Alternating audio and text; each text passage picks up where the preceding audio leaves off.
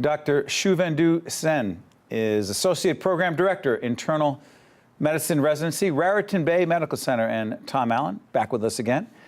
CEO and President, Summit Behavioral Health. Good to see you. Thanks, good to see you. As we speak, a package of bills introduced in the state legislature dealing with a crisis dealing with opiate addiction, dealing with prescription drugs, and a whole range of bills trying to deal with this crisis. Talk about part of this, Tom, that deals with physicians as the gatekeepers to those who are trying to get access to these drugs that they really shouldn't be getting access to. My experience has been Summit recently opened a 40-bed detox in Union, New Jersey. Tell everyone what your organization does. Summit Behavioral Health is a drug and alcohol treatment provider in New Jersey. We recently opened a 40-bed detox. We have a number of outpatient centers. At the detox, we deal with a lot of prescription drug overdoses and abuse. And what we're seeing a lot of is that the physician becomes, and this may be trite, but in a lot of ways the physician becomes the drug dealer. They're the gatekeeper for this particular class of drugs.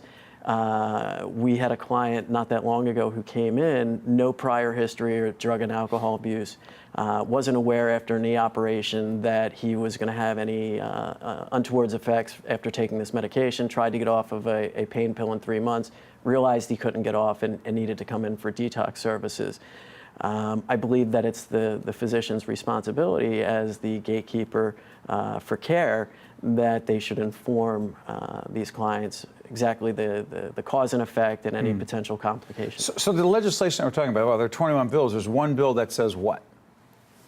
It says that physicians, they need to inform the patients that, yes, I'm giving a controlled substance, and if I'm giving, these are the adverse effects. And that's not required right now? Well, now we got to tell the patients, and then we got to document it, that I have informed the patients. It was all about suggestions and guidances that we gave. Now it becomes like a documentation that we are telling the patients as of now that, yes, these are the adverse effects, and this could be the other alternative methods of treatment other than giving this controlled you have to tell the alternatives as well. Yes, right. that alternative treatments, they do exist. What kind of reaction do you think you get from your colleagues? Well, I think there is a general awareness now. We realize that this is a man-made epidemic. I mean, it's quite a paradox because the very same people, men and women who are in the business of saving lives, we are the point of entry. Right. So we now realize, we do realize, I mean, this is something that was not born overnight. It was there for the last many number of years. But we realize that this is a situation which has become an epidemic. And it's an excess. We know that by giving these prescriptions, it's not just restricted to the prescription, it introduces addiction. So the person concerned goes for the other sources of euphoria. So it is now our responsibility to make sure that we inform the patients that these are the long-standing adverse effects, and these are the alternative treatments that we have. And there's been, we want to fix now. We want to, I come in to see my doctor and I hurt my shoulder playing pickup basketball. I want the quick fix. I want a pill that'll make me feel better now. We're the Get Better Now society. I think you're seeing a lot of exposure to drugs at a younger age. The gateway drug is no longer marijuana. Kids are learning about drug use, whether prescription or illicit drugs, online, social media. They're learning how to do it, what it feels like. So there's not that same fear or concern tied to it. And I think it really, we go into our doctor's office and we want a quick fix.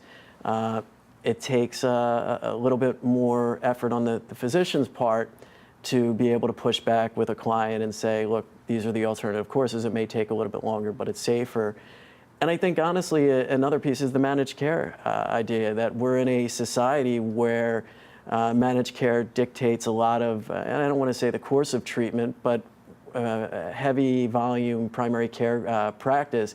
A doctor's on the hook to see 10, 12, 15 clients every couple hours. And now we're putting a couple more requirements into each visit every time they prescribe a medication. So there may be some pushback on that end. But it's necessary. It is necessary. One of the things I'm hearing is that the real concern from the medical community isn't some of these issues. It's the additional paperwork requirement. Paperwork. clerical. And what's the response to that, doctor? Well, if you were talking to your colleagues right now, and one of your colleagues said, you know, I want to be helpful. I know there's an epidemic, prescription drugs, the opiate addiction we talked about, but it's a lot of paperwork. You'd say what to your colleagues? Yeah, because this is a change of mindset that we need. I mean, when I discuss with my colleagues, and that's the type of discussions we have, where we say, yes, there's a lot of paperwork. Okay, there's going to be some amount of time that we have to dedicate to this. But what? About, you know. But the problem is, well, the change of mindset is this, to be on the positive side.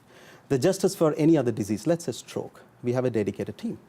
We have nurses, you know, we have dedicated social workers. For congestive heart failure, we have a dedicated team. What we need here is a dedicated team. So it's difficult for the physicians to do all of this at the same time. But if there is a dedicated team which you know, looks into this you know, prescription drug abuse, I'm sure it could be done as a team, as a unit. And there are 21 bills in this package, Yes. right?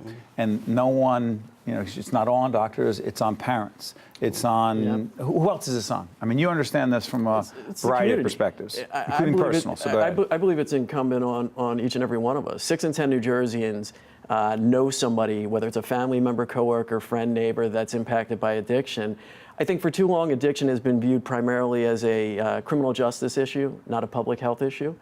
And it really is a public health issue. And that mindset is shifting slowly, but it's shifting. We're seeing, you know, the war on drugs was an admitted failure by, you know, by the government.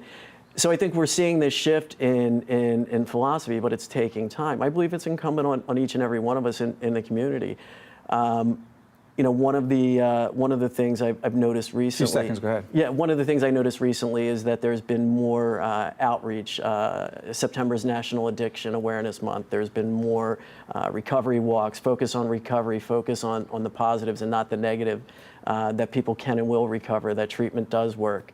But it's going to take time, and it's going to take a concerted effort by all of us.